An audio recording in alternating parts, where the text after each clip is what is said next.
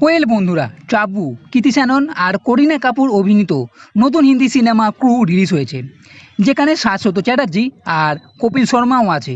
ক্রুয়ের ট্রেলারে অনেক বেশি ঝোলঝাল দেখানো হয়েছিল, তাই এখন দেখার বিষয় হলো সত্যই কি এই সিনেমা ভালো হবে নাকি ঝোলের মতন এই সিনেমাটা ঝুলে যাবে, আর সেটাই এই ভিডিওতে আমরা জানবো। সিনেমার গল্প এই তিনজনের, যারা কোহিনূর নামে এয়ারলাইন্সের এয়ার হোস্টেস।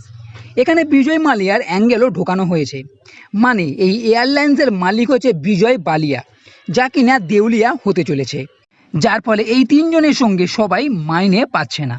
ফলে এই তিনজনের জীবন অনেক কষ্টে চলছে। একদিন একটা সুযোগ আসে, দেখে যে পাইলট মারা গেছে আর তার কাছে আছে কিছু সোনার বিস্কুট। পরে জানে যে এটা স্মাগলিং ছিল, তাই বেশি টাকার জন্য এরাও সোনার বিস্কুট পাচারের কাজে নামে। এখান থেকে ঝোলঝাল শুরু হয়। পরের ঘটনা পরে বলছি, আগে সিনেমাটা কেমন হলো সেটা জেনে নিই। প্রথম থেকে সিনেমা ঠিকঠাক লাগলেও কিছুক্ষণের পর থেকেই সিনেমা ঝুলতে শুরু করবে। তিনজন বড় অ্যাক্টর আছে, তাহলেও বলবো সিনেমায় তেমন কোনো দম নেই। ফার্স্ট হাফের কাহিনী মোটামুটি ঠিকঠাক হলেও সেকেন্ড হাফের কাহিনী একদম ঝোল। জানতে পারে এই সোনা পাচার বিজয় বালিয়ারই ছিল, সে এখন বিদেশে চলে গেছে। এইবার এই তিনজন মিলে বিদেশে গিয়ে বিজয় বালিয়ার কাছ থেকে সোনা ফিরিয়ে আনবে। এই হলো সিনেমার গল্প, যা দেখতে গিয়ে সত্যই আমার মাথা খারাপ হয়ে গেছে। ভাবছিলাম কখন সিনেমা শেষ হবে আর বাইরে যাব, মানে সিনেমা সেকেন্ড হাফে কোথা থেকে কি হয়ে যাবে কিছুই বুঝতে পারবেন না। মনে হয় ডাইরেক্টর কিছু খেয়ে এই সিনেমার শেষের দিকটা করেছে। আর এই তিনজন অ্যাক্টরসের কিছুক্ষণ ছাড়া ছাড়া শুধু গ্ল্যামার্স অবতারই দেখা গেছে।